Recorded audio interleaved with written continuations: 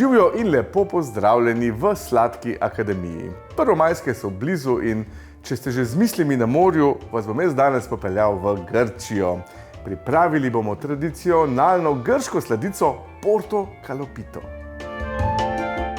Porto Kalopita združuje bogate okuse pomaranč, hrustljavega, zapečenega oziroma posušenega, vlečenega testa in pa vse skupaj je, kot se spodobi za grške sladice, prelito še s sladkim sirupom. Tole je res nekaj za vse ljubitelje citrusov in povem vam, ena izmed tistih sladic, ki je boljša prvi, drugi ali pa še tretji dan, kot stoji v hladilniku. Dajmo jo poskusiti. Kako pa tole diši, k pomaranča, k poletje.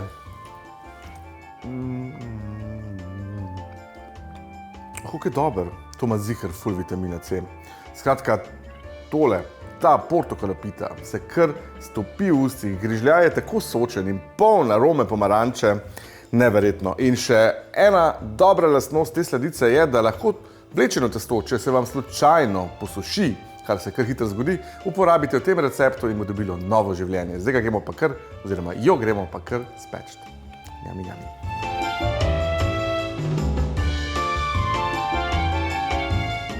Za Porto Kalopito potrebujemo vlečeno testo, ki je posušeno, kajti ga moramo nadrobiti na majhne lističe. Lahko vzamemo svežega, ga zgužamo in damo v pečico na 100 stopinj za 20 minut, ali pa če se nam slučajno zgodi, da se nam posuši, pa tudi tistega lahko uporabimo. Tako da tole je super recept, da ne bomo tudi slučajno kaj stran metali. Liste vlečenega testa takole zgužamo v harmoniko in jih prestavimo na pladenj na pekač za v pečico. Jaz sem uporabil kar 2 pekača, tako da niso preveč zgužvani skupaj. Tole prestavimo zdaj oba pladnja, namreč hkrati v pečico in sušimo pri 100 stopinjah 20 minut. Medtem ko sušimo vlečeno testo, pripravimo kremo oziroma osnovo za tole pito. Vzeli bomo 4 jajca ter 150 gramov sladkorja in vse skupaj stepali približno 5 minut z ročnim mešalnikom. Če se sprašujete, kaj je tale rokavica, opekel sem se, toliko sem vroč, caliente, da sem se kar opekel. Zato imam pa rokavico. Solze. V večjo skledo obijemo cela jajca, ki so segreta na sobno temperaturo.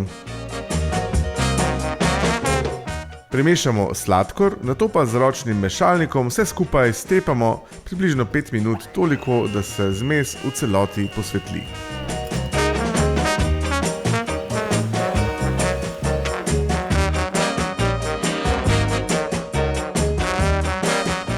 Naribamo še nekaj lupinice pomaranč, jaz sem uporabil kar 2 celi pomaranči, ki sem jo prej dobro opral.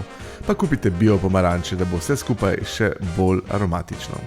Vzamemo še grški tip jogurta, uporabil sem ga z 2% maščobe, dodamo aromo vanilje, pecilni prašek, nekaj sode bikarbone in na koncu primešamo še sol. Vse skupaj ponovno zmešamo z ročnim mešalnikom.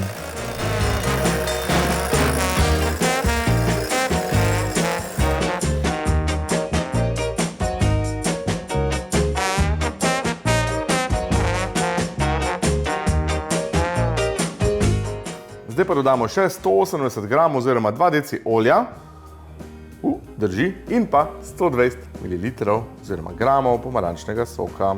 Jaz sem ga precedil.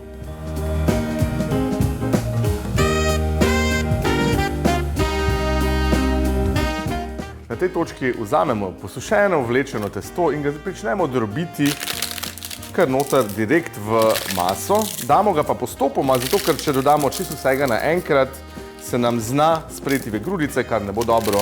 Torej, nadrobimo ga takole list po list, kako se dobro sliši, list po list in vmes premešamo. Potem pa dodamo novega.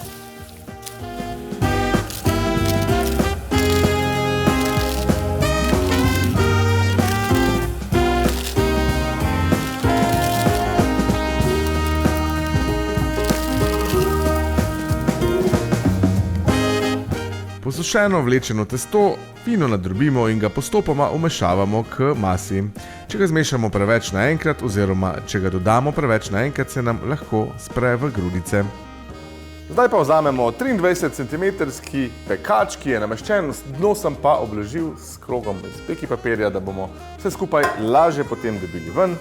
Zlijemo noter in potem pa samo še v pečico in pripravimo še sirup.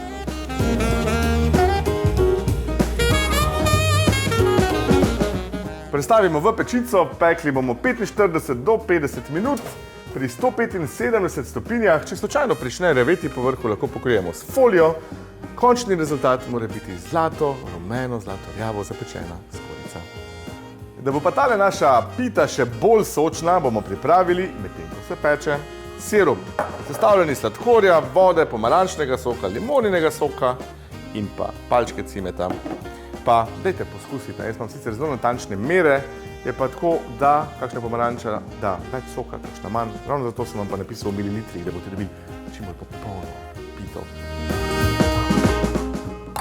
Zdaj v lonec dodamo še palčko cimeta, premešamo, vse skupaj zavremo in nato pa kuhamo na srednjem ognju približno 10 do 12 minut. Ko je pita pečena, jo vzamemo iz pečice in jo takole dobro na večjih mestih prebodemo z zobotrebcem. S tem bomo naredili več luknjic, kamor se bo naš sirup še lepše in lažje vpil v portokalo pito. Zdaj pa postopoma in počasi prelijemo s sirupom, pita mora biti še topla, potem pa vse skupaj odstavimo. Evo ga, zdaj pa tole pustimo na pultu, da se ohladi, pol jo pa hranimo v hladilniku, najboljše je pa itak naslednji dan, da se fajn namoči. Pa če fejst prisluhnete, se slišijo mehurčki, ki vam pripovedujejo zgodbo. Portokalo pita je sedaj pripravljena, tole je res taka čudovita in osvežilna sladica. Najboljša, pravijo tako, je pa tretji dan. Želim vam dober tek in veselo ustvarjanje.